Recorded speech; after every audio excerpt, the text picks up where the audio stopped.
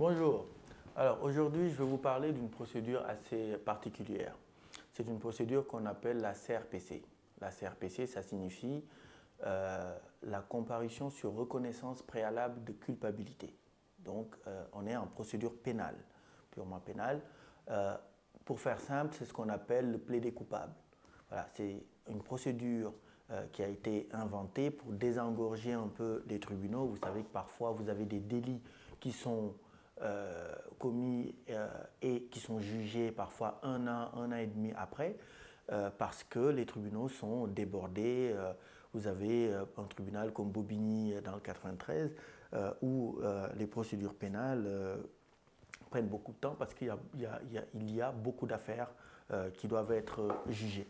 Donc, la procédure dite de plaidé coupable, la comparution sur reconnaissance préalable de culpabilité, permet d'évacuer les petits délits, puisque c'est une procédure qui concerne uniquement des délits et pas tous les délits, parce que des délits qui dépassent par exemple 5 ans d'emprisonnement ne peuvent pas faire l'objet d'une CRPC, mais c'est des petits délits. Donc on exclut d'abord les contraventions et les crimes qui ne peuvent pas bénéficier de cette procédure-là, et certains délits, comme en général, ça arrive souvent des conduites sans permis ou en état d'ivresse, certains délits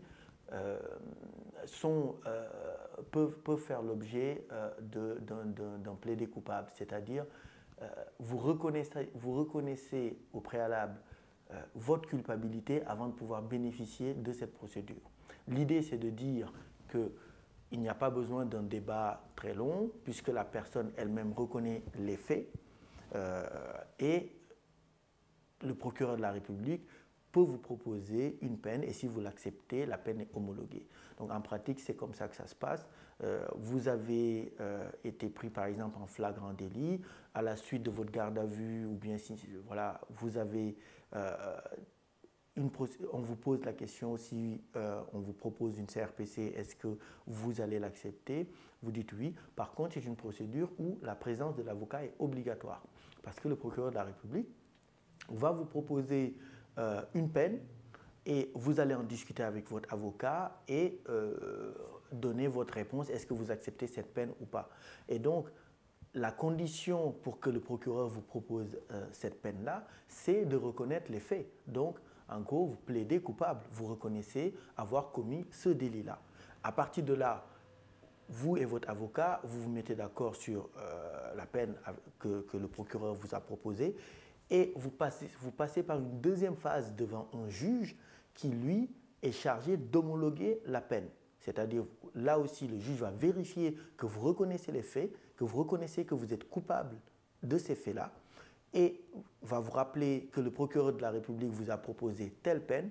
La peine, elle peut être une peine d'amende, ça peut être une peine de prison avec sursis, et même une peine de prison ferme. Vous dites que vous reconnaissez les faits et que vous êtes d'accord avec cette peine-là. C'est à ces conditions-là que le juge va accepter d'homologuer la peine, et vous aurez donc le jugement qui vient homologuer tout ça, et la peine devient donc exécutoire. Donc ça permet effectivement de désengorger les tribunaux, parce qu'une procédure classique en termes de durée de traitement, c'est un peu plus long. À partir du moment où la personne qui a commis les faits est d'accord et dit reconnaître ces faits-là, il n'y a pas besoin d'un long débat, etc., etc. Donc, c'est cette procédure-là qui s'appelle la CRPC. Il y a énormément de gens, parfois, qui ne comprennent pas cette procédure et donc qui se présentent à la convocation sans avocat. Et dans ces cas de figure, on va renvoyer votre affaire le temps que vous puissiez prendre un avocat, ou bien le greffier va vous donner un dossier d'aide juridictionnelle que vous allez devoir remplir pour qu'on vous désigne un avocat, bien entendu si vous remplissez les conditions de l'aide juridictionnelle, parce que la présence de l'avocat est obligatoire.